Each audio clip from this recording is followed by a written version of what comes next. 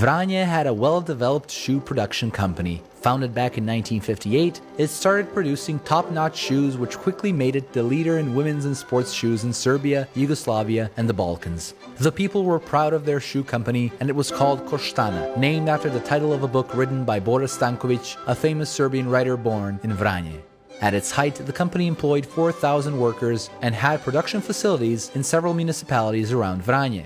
Unlike Sever in my hometown Subotica, Koštana didn't survive the UN-imposed sanctions in the 1990s, it simply crashed. While some workers were old enough for retirement, many people who still could and wanted to make shoes couldn't find a job. Then a ray of hope appeared. In the 2000s, Serbian enterprising professionals in 8 factories revived shoe production in and around Vranje. The Sanj company was the largest of them, employing 552 workers, while another 68 businesses were involved in manufacturing leather products and shoes, thus employing most of the skilled workers who were left without a job when Koštana collapsed. Some companies received help from SIEPA, the Serbian Investment and Export Promotion Agency. The companies produced shoes for such European fashion brands as Nero Giardini and Moschino of Italy, as well as Louis Vuitton of France. The locals in Vranje showed that they could do good business and employ a lot of people without foreign management or investment. Bez obzira što smo koristili usluge kooperanata, mi smo i pored toga širili svoju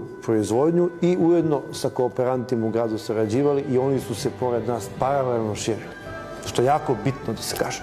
But then, Mlađan Dinkić had a brilliant idea. Mlađan Dinkić, ministar financija i privrede, i Mario Moretti Polegato, predsjednik kompanije Geox, potpisali su ugovor o dodeli sredstava za direktne investicije, kojim će biti omogućeno otvaranje novih radnih mesta. In a situation where the biggest local shoe companies had formed a cluster called Koštana, slowly reviving the glory days of the old company, here was Dinkić, bringing in a foreign company, the Italian Geox, to compete with local companies.